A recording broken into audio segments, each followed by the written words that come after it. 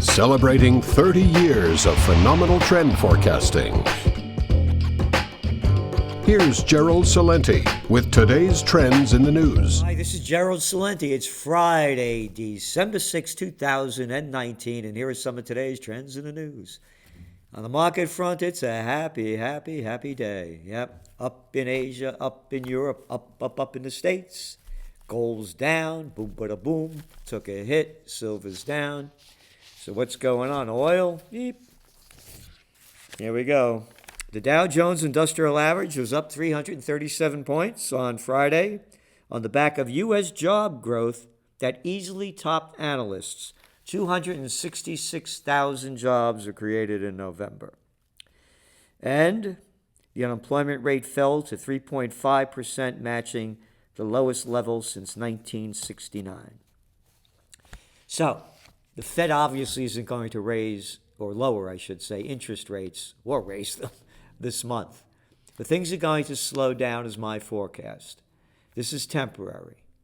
And a lot of the jobs are created because they were the auto strike, and it's the Christmas season, you're hiring people to do jobs. So, the recession, not going to happen, but we're still going to see lower interest rates. And by the way, Trump is saying it. It's the economy, stupid, and that's what's going to get him elected, partially, plus other things. And we're coming out with our top trends for 2020 next week, and one of them is the Trump card and how it's going to be played in the 2020 race for the White House.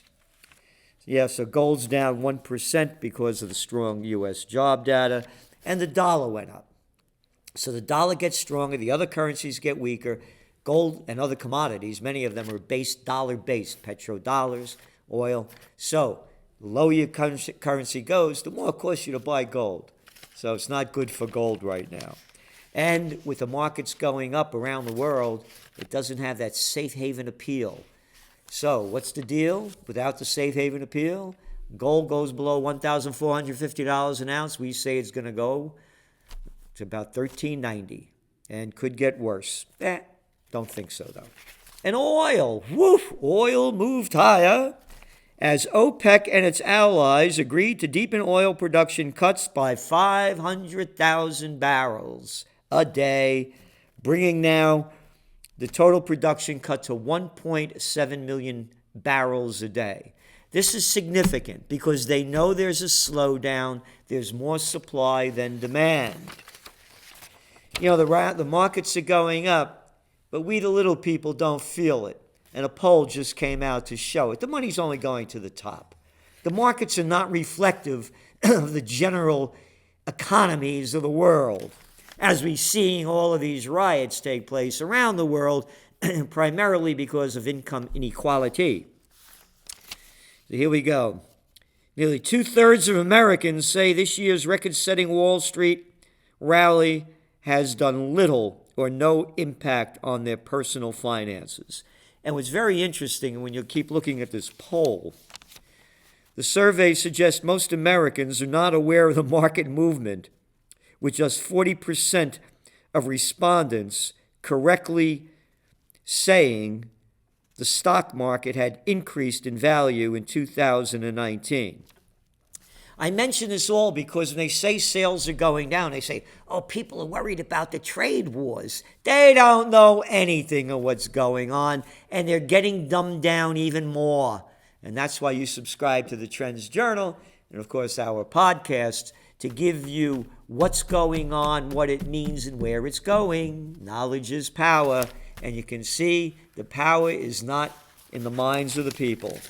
Japan unveils a $121 billion stimulus to counter global weakness. The markets are no reflection of what's going on in the world. And as we kept saying, they're going to keep pumping more fiscal stimulus into the markets. They're going to pump. Japan has a debt to GDP ratio of over 250. All right? And now they're going to be pumping more money in. Will it work? It'll push it up a little bit, but it's not going to solve the problem. And China's bumpy road for electric vehicles. Their electric vehicles sales were down 28% last month than a year ago. They cut back also in giving them their bonuses if you buy the car. The government was helping out doing it. What I'm making the point is it's a long way away from electric vehicles. And even in China, the biggest buyer of automobiles in the world, only 2%, 3% tops of all their vehicles are electric. And until the technology improves, it's going on a very slow road. Car makers roll out larger display screens. Look at the size of this. You think there's going to be more accidents on the road? Look how stupid people are getting that you can't even think for themselves anymore. They got to ask everybody in the digital world where they're going, what day it is, whatever it might be. Thinking for yourself is gone. The geeks have inherited the earth. Over 1 million cars to be recalled over new airbag problem. I mention this because we also said not only they're not going to be a big electric car boom, this driverless thing is a hoax. It's not going to happen for a long, long time. They can't even fix the airbags. They got like some 57 million recalls a year. And you're going to have a driverless car? I don't tell you where to put your money, but only speaking for myself, that's not where I would go with it. Global car slowdown at worst since the crisis. The global car market will have shrunk faster in 2019 than at the height of the financial crisis. This is out of the Financial Times. And as I keep saying, automobiles are very important to look at because the biggest expenditure is rent or buying a house and keeping your mortgage going. Number 2 are automobiles. This tells you where things are going, and you take a place like India. For the year, automobile sales, without the bike sales, are down like 25%. It's in your Trends Journal. We've been writing about it. And what else do we have here? Labor shortage curbs U.S. furniture revival. I mention this because there's a chart here that shows there were almost 600,000 jobs in 2000 in the United States building furniture. Now there are under 200,000 jobs. China came into the World Trade Organization in 2001, and you can see the sharp decline. And now it's leveling off a little bit. People want to buy more from their countries, and it's becoming more expensive to make them over there, and they can't find cheaper places to go. And the tariffs are upping the price a little bit. But the other problem is they can't find skilled labor. Because when I was a kid, they used to have shop classes, home economics, and all this other kind of stuff. And now they're saying the older people, they're retiring and they can't find young people to do it. Very interesting. And what else do we have here? FCC, or is it the FUC, you know what, the Federal Communications Commission, says 5G doesn't pose new radiation threats. Yeah, okay. If they say so, then it's not true. You have the stories in your Trends Journal. And also, we've been writing about this. Peter Tochi has been writing about this on top of it. And what's one of your top trends for 2020? High-tech heroin. And this is part of it. So when you look through this article, all they do is they basically promote all the sources that's saying from the government that 5G is okay. But then they put in here also the National Technology Program within the Health and Human Services Department spent decades on a study that centered on exposing animals to radio frequency radiation. The NTF researchers said a year ago that they found, quote, clear evidence that cell phone radiation exposure can cause cancerous heart tumors in male rats. Hey, keep putting those things in your pocket. Yeah, you know it's going to happen to you. You know what? It ain't going to go anywhere. These things are deadly. The research keeps coming out and it keeps getting buried. I don't carry a cell phone. Got an old flip phone that I put in the glove compartment of my car, and that's where I keep it when I travel. I have it with me, so I let them know when I land at the airport what gate I'm at. That's the end of it. And if you don't believe them, they're telling the truth, of course. Now, possible breast cancer risk in hair dye and hair straightener. And when you read these stories and you look at the facts, there's hardly any research being done in what's going on. The mixture of chemicals, again, people are worried about climate change. Forget about it. You're going to be dead before it happens. For decades, scientists have debated whether hair dyes frequently used by women might contribute to cancer. The research has been mixed and inconclusive, but now government investigators have turned up a disturbing new possibility. Black women who regularly use permanent dye to color their hair were 60% more likely to develop breast cancer. And it goes on. Not only black women, again, the hair straightening, on and on. So, why would I believe anything the government says? And look how long it takes them to change their mind about something. And they only do it partially. Okay, on to some global and geopolitical issues. They have that big strike going on in France, started yesterday. They say it's going to go on for a while. Estimated 1.5 million people took to the streets. They're rallying against the new pension reforms that Macron wants to go into. And here's the line. They said Thursday, President Emmanuel Macron again faced what has become an emblem of his presidency, social unrest. It's going global. It's in your Trends Journal. It's the New World Disorder. This is only part of it. It's one of the top trends for 2020. War. The propaganda in this piece, I can't go into it enough because we don't have enough time, but it's from the toilet paper of record. Iran is secretly moving missiles into Iraq. And you know who says so? A U.S. official. Yeah, an official piece of crap. These are the same officials that told us Iraq had WMDs and ties to Al-Qaeda.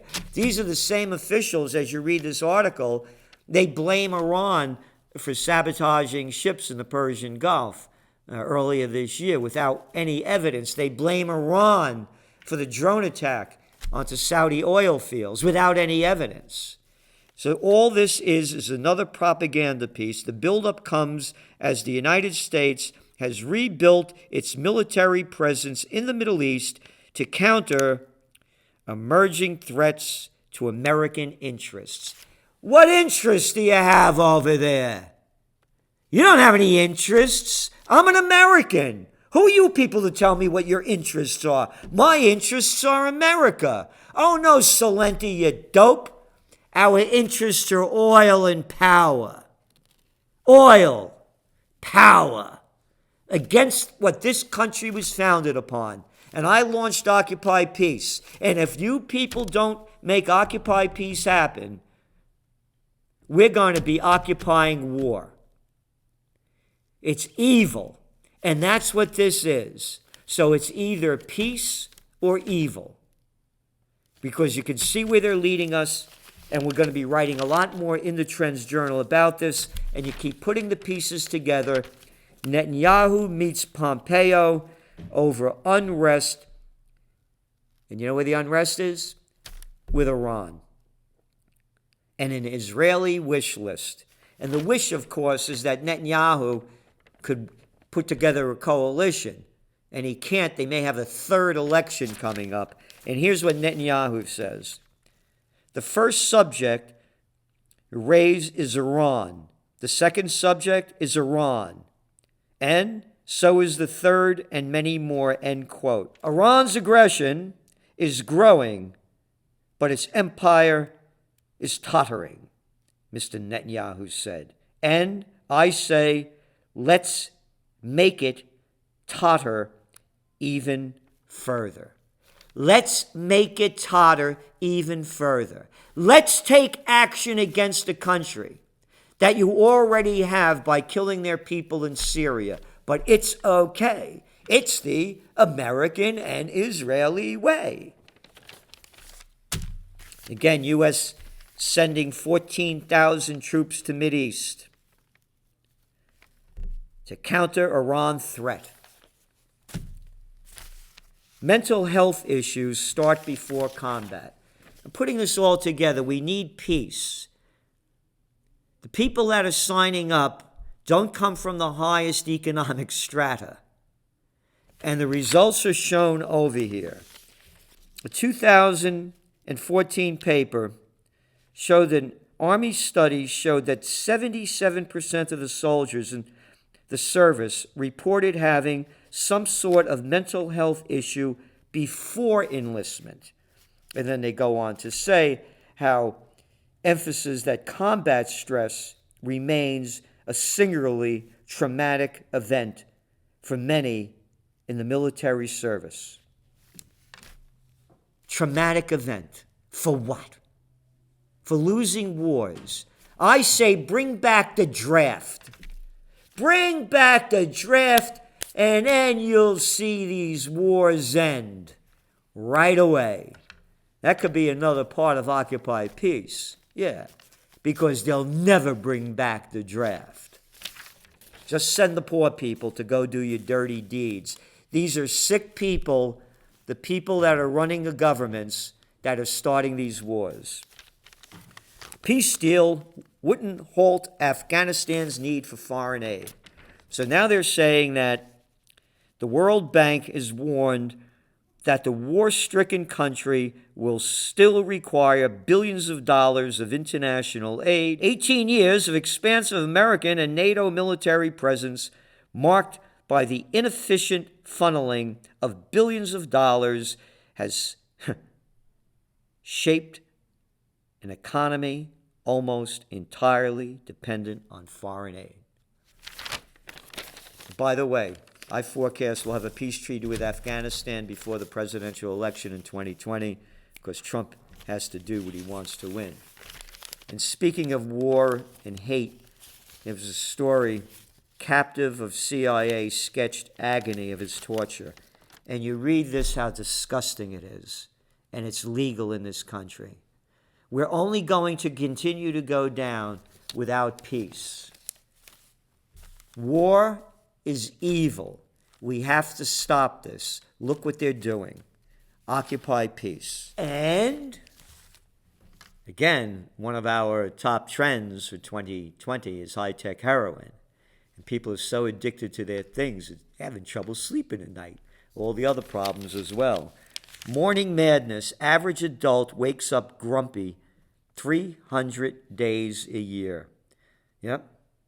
They wake up in a bad mood 300 times. Could you imagine that? Again, you have to be in a state of peace. You can't be happy if everything's going down. And California appoints homelessness advisor fired by Trump. Like that's going to help. The homeless problem, it's one of your top trends for 2020. But there's good things as well. They're coming out next week. This is Gerald Salenti, and that's some of today's trends in the news.